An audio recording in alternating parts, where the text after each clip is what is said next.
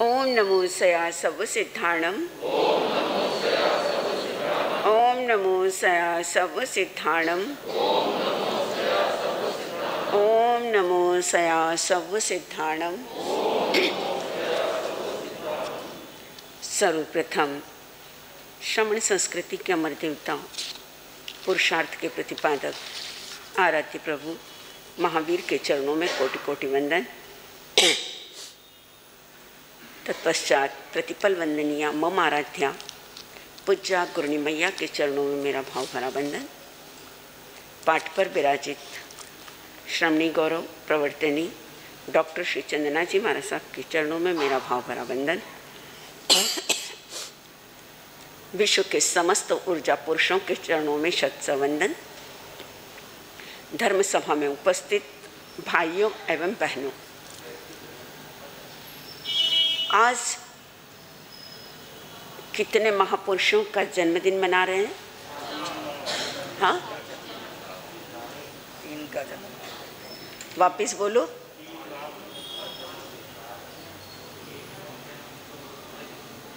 तीन महापुरुषों का जन्मदिन है। कितने? सबसे पहले आचार्य जयमल जी महाराज का 300वीं 14वीं जन्म जयंती, आचार्य आत्माराम जी महाराज की 141वीं जन्म जयंती और आचार्य डॉक्टर शिव मुनि जी की 80वीं जन्म जयंती। इन तीनों का जन्मदिन है। आइए हम थोड़ा थोड़ा तीनों के बारे में सुने, समझें और अपनाएं। आचार्य तो नहीं बन सकते, उपाध्याय तो नहीं बन सकते, साधु तो नहीं बन सकते, लेकिन उनके प्रशंसक बन सकते हो। मैं एक बात पूछूं आपसे, किसी भी संत की जन्म जयंती क्यों मनाई जाती है?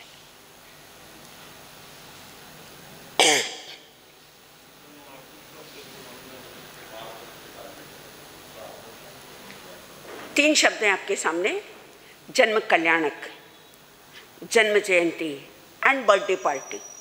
तीनों में अंतर क्या?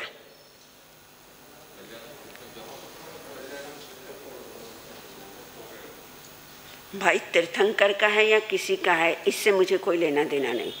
बात है, तीन शब्द हमारे सामने हैं: जन्म कल्याणक, जन्म जयंती और बर्थडे। तीनों में अंतर क्या है?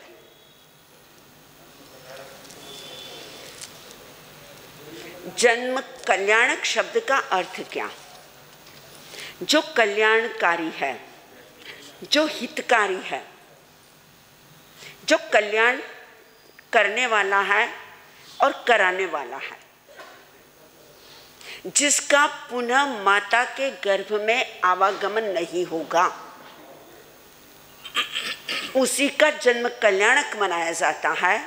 जो पुनरपि जन्मम पुनरपि मरणम, ये वाली अगर सुक्ति कहावत अगर चरितार्थ होती है तो उसका हम क्या नहीं मनाते हैं? जन्म कल्याणक नहीं मनाते हैं।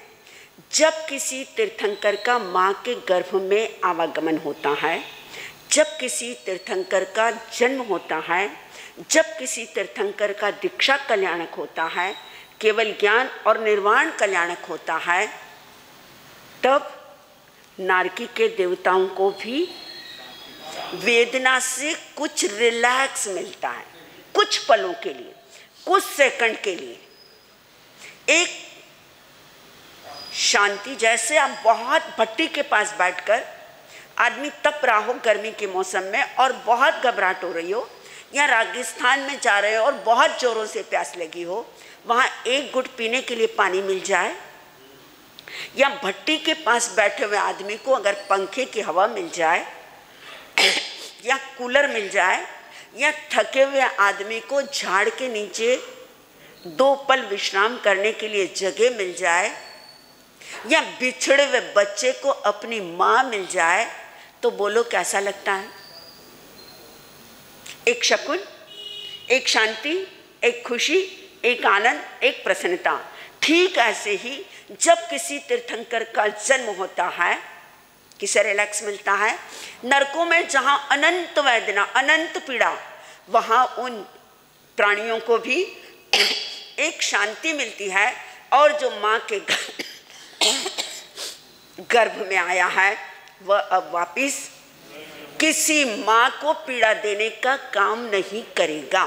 इसलिए तीर्थंकरों का जन्म कल्याणक मनाया जाता है, जो स्वयं का भी कल्याण करने वाले हैं और जो औरों का भी। तिन्नाणम तार्याणम, ऐसे तीर्थंकरों का जन्म कल्याणक मनाया जाता है। जन्म जयंती किसकी मनाई जाती है? जिसने अपने जीवन के अंदर कोई शुभ कार्य किया है। जयंती उन्हीं की मनाते हैं जिन्हें जयहार मिला है। जयंती उन्हीं की मनाते हैं जिन्हें जयहार मिला है। गद्दी पर उन्हीं को बिठाते हैं जिन्हें अधिकार मिला है। जयंती उन्हीं की मनाते हैं जिन्हें जयहार मिला है।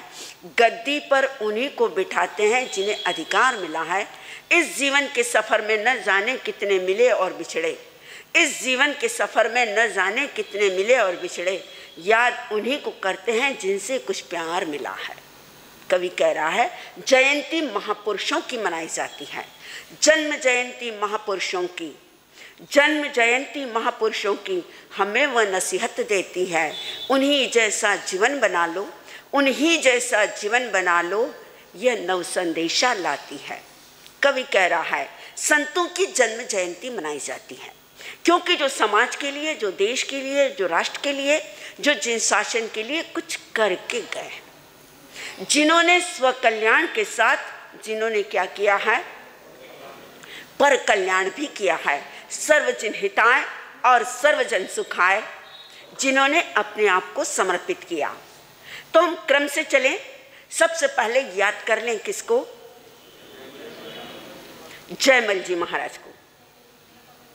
300 साल पुरानी बात, और आज भी इतिहास के प्रश्नों पर जो अमर हो जाए, आज भी जिनके गुण गाए जाए, आज भी जिनका स्मरण किया जाए, सोचिए वह संत कितना महान होगा, उनका व्यक्तित्व कितना महान होगा। गौरव है मुझे कि राजस्थान की माटी में जन्म लेने का गौरव मुझे भी प्राप्त हुआ। और उस आचार्य जयमल जी महाराज, जो राजस्थान का एक छोटा सा कस्बा, कहते हैं छोटे गांवों में से कौन निकलते हैं? हीरे नहीं कोहिनूर निकलते हैं। गोलकुंडा जो जहां से कोहिनूर हीरा निकला, वह बहुत बड़ा शहर नहीं है, कोई हैदराबाद नहीं और कोई सिकंदराबाद नहीं और कोई मेट्रो सिटी नहीं, छोटा सा गोलकुंडा जहाँ से कोहिनूर हीरा निकला। तो लांबिया ग्राम जो बहुत छोटा रहा है, वहाँ उनका जन्म हुआ।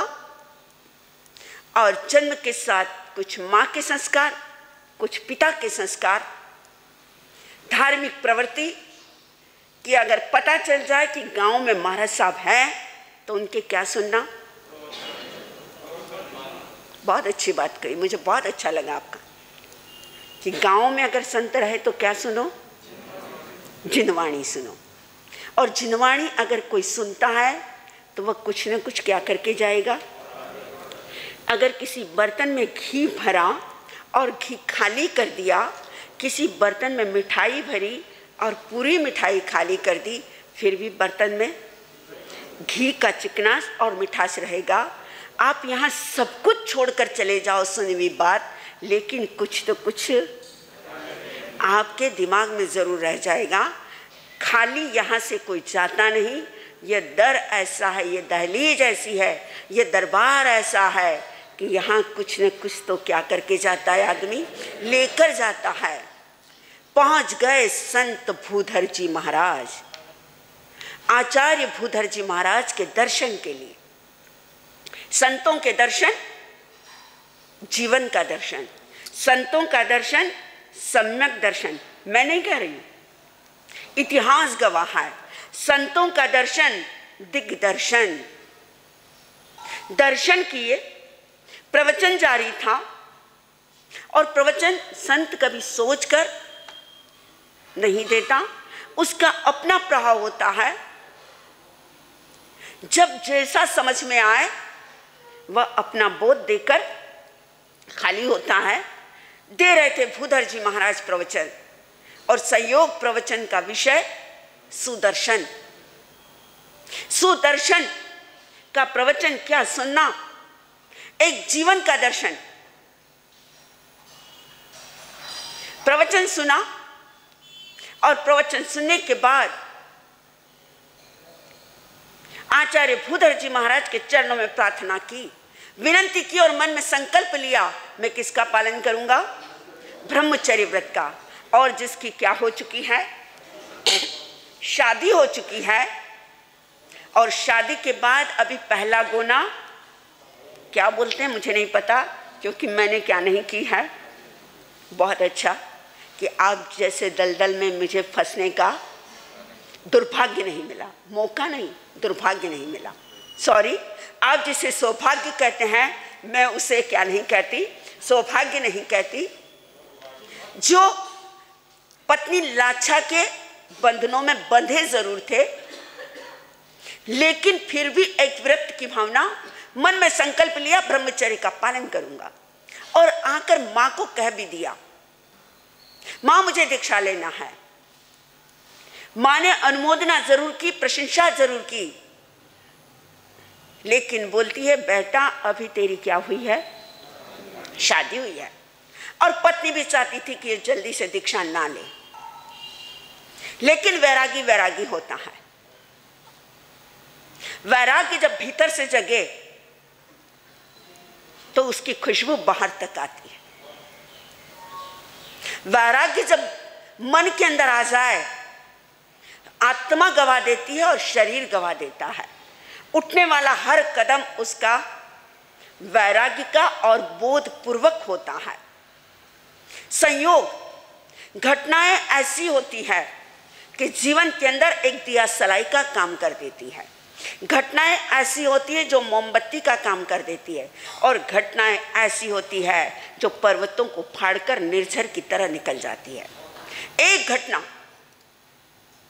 पत्नी गई पानी भरने के लिए, खाना बनाकर गई है, एक बर्तन में दलिया खिचड़ी जो भी होगा खिचड़ा बना कर रखा है, और दूसरे में गाय और भैंस के लिए भी कपास उबाल कर रखा है। मां को दिखाई नहीं देता था, वृद्धावस्था थी। पत्नी कहकर गई अगर वो आ जाए, जो पहले रखा है उस बर्तन में खिचड़ा है उन्हें परोस देना, और दूसरे में गाय और भैंस का वाटा है, कपास है। मजबूरी थी उस मां की, प्रॉब्लम थी उस मां को।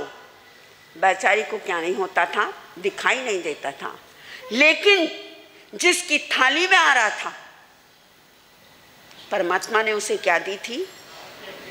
2 आंखें दी थी, दृष्टि थी। मां भूल गई, जो नहीं परोसना था वह क्या कर दिया? परोस दिया। जब परोस दिया, दिखाई दे रहा था कि मां ने जो परोसा है वह खिचड़ा नहीं है, वह क्या है? क्या करे? क्या करे? पूछो जरा अपनी आत्मा से। पत्नी ने बिना नमक का खाना खिला दिया हो तो, पत्नी ने अगर जला हुआ खिला दिया हो, या बिना शक्कर की चाय पिला दी हो, या बिना घी की खिचड़ी परोस दी हो, या जली हुई रूखी रोटी परोस दी हो, बोलो क्या करोगे रायचूर वालों? हाँ, महिलाओं से पूछो। हाँ, क्या सुन रही हूं मैं? थाली फेंकोगे पक्का, निश्चित, क्योंकि आपके भीतर क्या नहीं आया है? वैराग्य नहीं आया। जयमल अगर भीतर पैदा हो जाए तो थाली नहीं फेंकेगा। थाली फेंकना अन्य का अपमान है। शुद्ध भाव, वैराग्य स्वाद नहीं, अस्वाद जिसका व्रत हो, जिसे भोजन में रस न हो,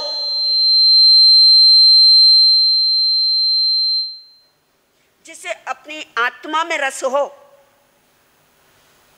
उसे कोई भी खाना परोस दो, कोई फर्क नहीं पड़ता। समता से, शांति से, सहजता से, सरलता से क्या किया? खाने लगे।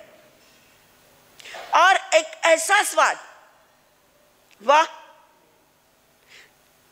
खाना मां के हाथ का चाहे जहर क्यों ना हो, अरे ये तो जहर भी अमृत बन जाता है। मां ने कितने प्यार से परोसा है, कितने दिल से परोसा है, जिसे दिखाई नहीं देता, लेकिन फिर भी मेरी मां ने मेरी थाली परोसी है, बड़े प्यार से खा रहे हैं। पानी का मटका भरकर पत्नी आई, नजर किस पर गई? थाली पर। जब हाथ धोकर जाने की तैयारी है, बर्तन खोलकर देखा, दुख से भर गई, पीड़ा से कांप गई। मां आपने कौन सा खाना परोसा? बेटा मुझे याद नहीं है, देख लो। अरे मां, खिचड़ा नहीं, आपने वाटा परोस दिया जो भैंस और गाय को खाने के लिए बनाया था। ये क्या किया मां आपने? पत्नी सोचती है मैं गलत इंसान को संसार में रोक रही हूं, जो संसार में रहकर भी जो संसार से अलिप्त है, जो एक योगी है, जो एक सन्यासी है, जो सही मायने में साधु है, जो त्यागी है, जो वैरागी है। अरे मैं उसे क्यों बांध रही हूं? नहीं, मैंने गलत किया। पत्नी कहती है सासू से, मां इन्हें दीक्षा की क्या दे दो, आज्ञा दे दो, मेरी मंजूरी है, मैं अब इन्हें नहीं रोकूंगी। अरे जिसे भैंस के वाटे और खिचड़े में जिसे अंतर नजर ना आए, वही सच्चा कौन है? साधु है। दे दी आज्ञा। इतिहास गवाह है, 3 घंटे के अंदर जिसने क्या याद किया? प्रतिक्रमण किया। और 3 घंटे के अंदर जो अभी आप साधु वंदना सुन रहे थे, 3 घंटे के अंदर उसकी क्या कर ली? रचना कर ली। बहुत सारे उनके जीवन के प्रसंग है, लेकिन इतना तो समय आपके पास नहीं कि मैं उसे क्या कर दूं, सुनाती जाऊं या मैं बोलती जाऊं। इतना मेरे पास क्या नहीं है, समय नहीं है।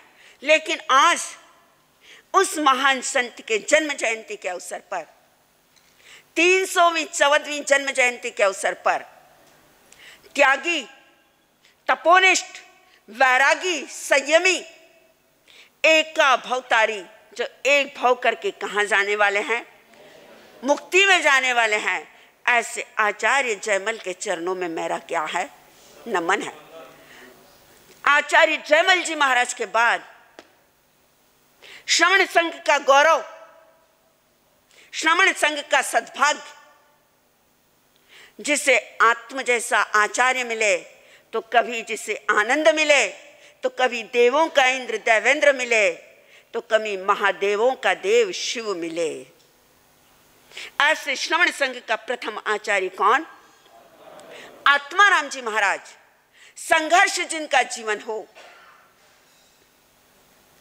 विविधताएं जिनका जीवन हो, कष्टों से जिनकी कहानी शुरू हो, ऐसा आत्मा के अंदर राम को खोजने वाला, आत्मा में परमात्मा को देखने वाला, ऐसा मेरा अनंत आस्था के केंद्र पंजाब के राहों में जन्म लेने वाला, राहों जो एक छोटा सा क्षेत्र है, चोपड़ा परिवार सौभाग्यशाली बना जिस परिवार में जन्मे। जन्म के 3 महीने बाद मां का चला जाना, उम्र के 8 साल की अवस्था के अंदर पिता का साया उड़ जाना, उम्र की 10 साल की अवस्था के अंदर दादा का चले जाना, मामा के घर पर पालन होना, मामा के घर से काका के घर पर पालन होना, और उसके बाद 20 साल की उम्र के अंदर आत्माराम जी महाराज ने क्या ली? दीक्षा ली। गुरु ने नाम दिया आत्माराम। पहले 30 साल की उम्र के अंदर पंजाब संघ के युवाचार्य बने, उपाध्याय बने, उसके बाद पंजाब प्रांत के आचार्य बने, और जिस समय सारी संप्रदाय एकीकरण हुआ, जब सभी का पद का विलीन हुआ, ऐसे समय के अंदर संपूर्ण श्रमण संघ के प्रथम आचार्य बनने का सौभाग्य किसे प्राप्त हुआ? आत्माराम जी महाराज को प्राप्त हुआ, जो एक ज्ञानी ध्यानी आगमों के एक व्याख्याता, जिन्होंने कई आगमों के ऊपर हिंदी की टीकाएं लिखी, हिंदी की टीकाओं के साथ जिन्होंने व्याख्याएं की। आज भी उनकी व्याख्याएं आने वाले हम जैसे साधकों के लिए, हम जैसे संतों के लिए, उनकी व्याख्याएं क्या रखती है? बहुत महत्व रखती है। तत्वार्थ सूत्र और जैनागम, इसका तुलनात्मक अध्ययन, जो एक बहुत सुंदर ग्रंथ है। जैनागमों में न्याय, जैनागमों में तर्क का तुलनात्मक अध्ययन, ये उनके ऐसे ग्रंथ है जो आने वाले जब भी कोई साधक पढ़ेगा तो उसे आगमों का क्या मिलेगा? सार मिलेगा। ऐसे महान आचार्य का आज 141वां क्या है? और घड़ी में कितने बज गए? हाँ, बाकी है। घड़ी में 10 बज रहे, शायद आज चश्मा बराबर नहीं है। इस घड़ी में 5 है, मेरी सामने वाली घड़ी में 10 है। आइए, तीसरे आचार्य कौन?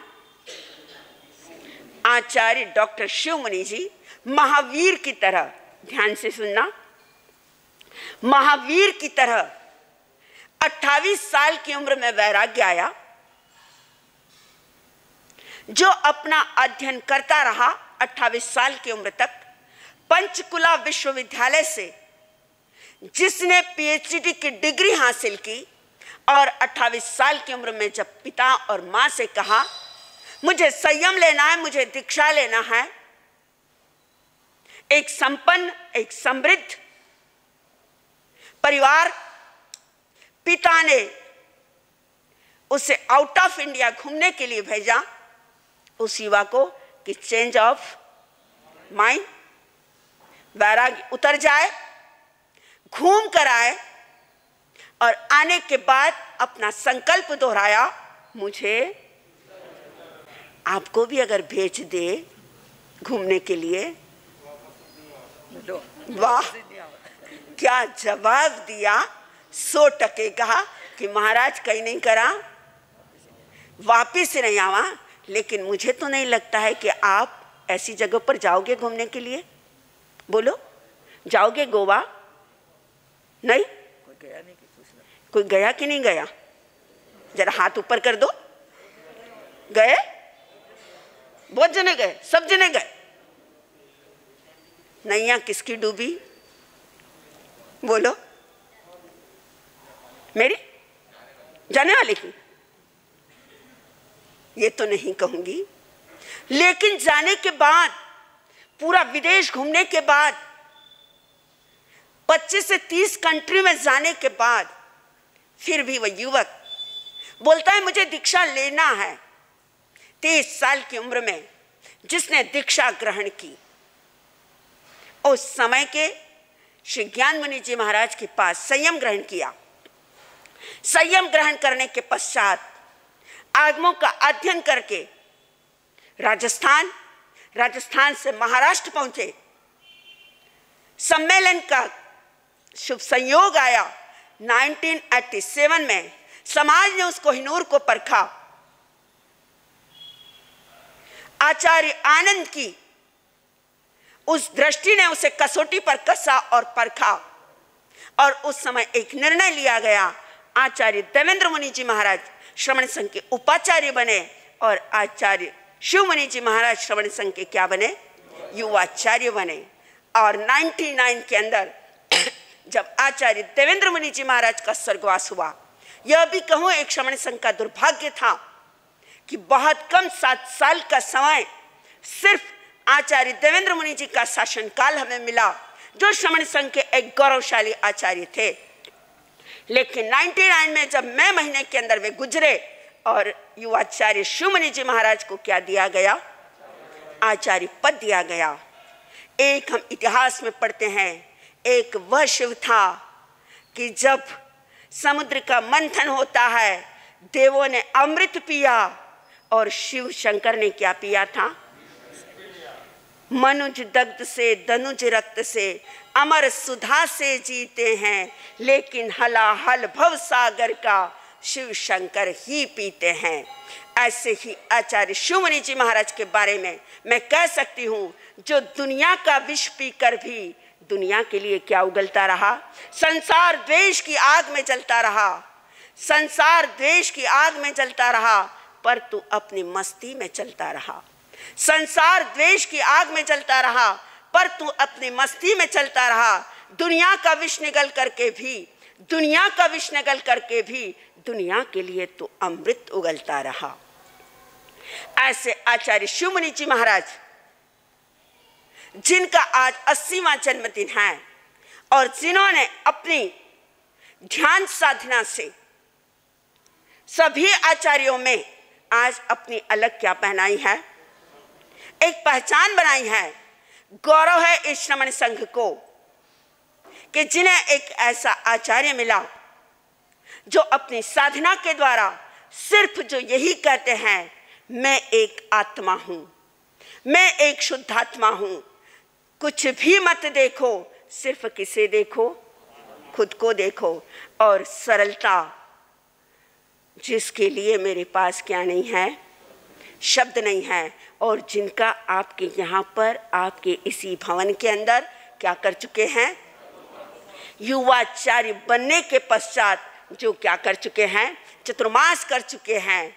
आपने उनका क्या मिला है? आपको उनका सानिध्य मिला है। लेकिन आज उनकी साधना की गहराइयाँ अगर देखें, आज इस 80 साल की उम्र में अगर आप उनकी आवाज़ देखें, आज इस 80 साल की उम्र में आप उनका चेहरे का तेज देखें, आज आप अगर उनके सामने देखें और आप उनका अगर आभा मंडल देखें, आप उनकी ध्यान मुद्रा देखें, तो आपको एक शांति का क्या होगा? अनुभव होगा।